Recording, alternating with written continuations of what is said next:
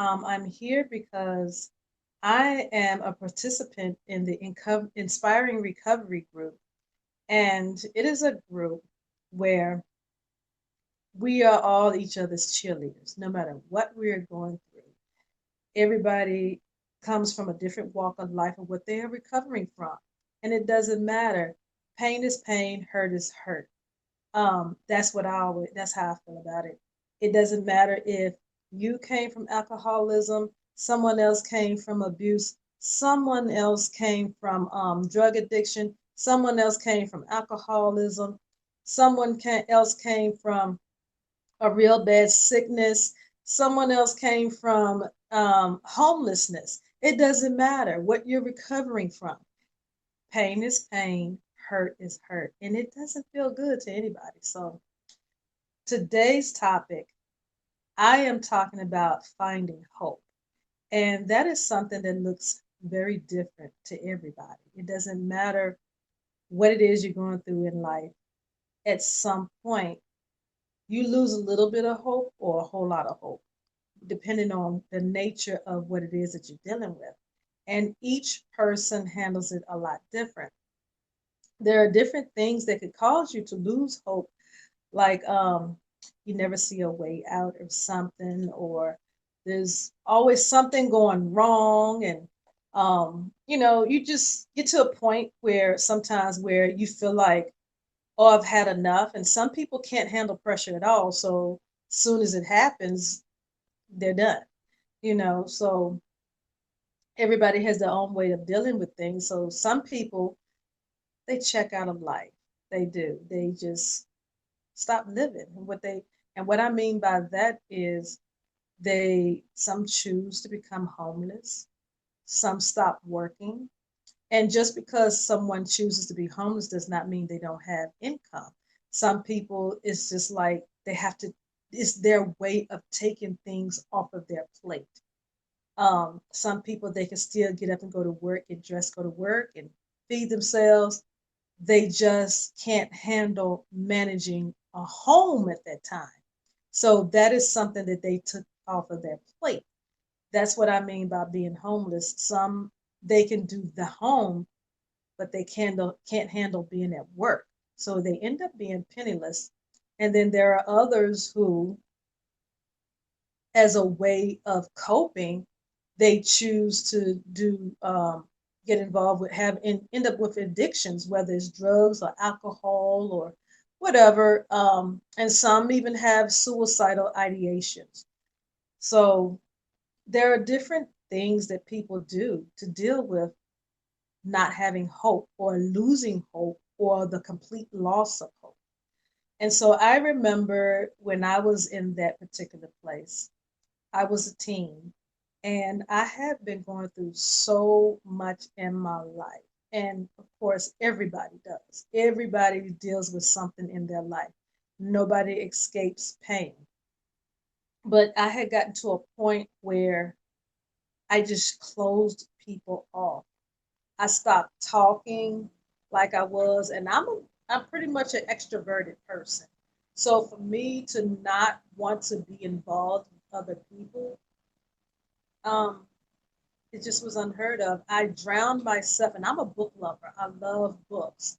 I love books so much. That's the reason why I write today. But anyway, I use books as a way of escape to help me get through all of this pain and that I was experiencing, and that was my way of dealing with it until I was older and was able to find a way to help me deal with it. So fortunately for me, I had loved ones in my life to help me deal with some things. But here's the thing, sometimes, even with having all your loved ones, it's not enough. It's just not. They can be there for you. They can tell you they love you all they want to. They can be in your corner. Anything you need, they're right there. And sometimes it's just not enough because there are other things that you experience while you're going through that. And even though they are in your corner, there are other things, especially if you're the type of person who internalizes a lot. Me, I analyze a lot. And I process a lot of things by sitting somewhere quiet to myself. And I try to question, especially when I was a child, why did this even happen in the first place? And for as a child, I couldn't understand a lot of things. So it took longer for me to process some things, and some things I just wasn't able to process at all. So getting into books and just losing myself into books, that was my way of checking out. That was my, like earlier I said, some people check out by becoming homeless. Some people do it by no longer going to work. My way of checking out and dealing with it and coping was burying myself in books. I could not, Mama could not buy enough books for me. I could not find enough books. I could not get enough books from the public library. I couldn't get enough from the school library. I couldn't get enough from my grandmother's library. And my grandmother that helped my mother raise me, she had books everywhere. And, sometimes I would just go up there and just get lost in them. But that was my way of dealing with it. So here, I'm going to tell you what worked for me. What worked for me in finding hope was asking myself, what do I want what do I want to happen on the other side of this? In other words, say there you're facing in front of a door and everything that you possibly don't understand and can't process and can't deal with is on the side with you. And there's mystery on the other side of the door that you don't see. But before, and you have the knob is unlocked. And on the other side is your life without this pain and misery that you're dealing with right now.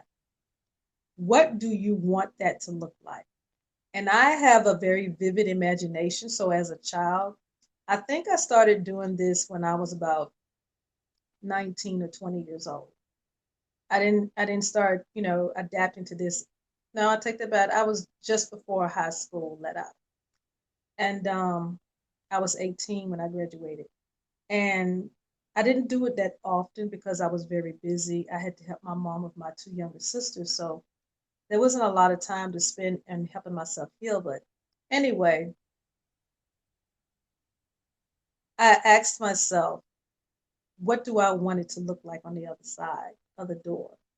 And what was my role in getting it to get to, to look like that? So I took out pen and paper and I wrote down everything that I could think of how I wanted to look. And then I wrote down why I wanted it to look that way. I also wrote down what it took for me on my part to get to that point, to get it to look like that on the other side of the door. And once I did all of those things, then I had to work on a task list on getting me to opening that door, because just because you do all of that doesn't mean you can open that door. I had to work through all these things and process through these different things so I can open up the door, even though the door was unlocked. I had to be able to do that. So that's what worked for me. And I'm hoping that someone can get something out of this. Um, this is my way of sharing, of finding hope. That was what worked for me. I hope you find what works for you. The same thing doesn't work for everybody, but I hope at least this conversation that I am initiating right now is something that would invoke you to begin to think about you yourself, especially business owners. I have a heart for you because you try so hard taking care and servicing everybody with your business, because it's not always about money.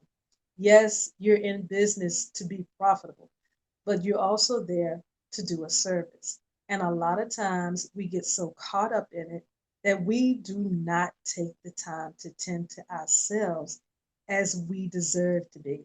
So I hope this conversation that I started ignited something in you to start you thinking about what it would take to get you to open up that door so you can see what it looks like on the other side, because it's beautiful. It's very beautiful.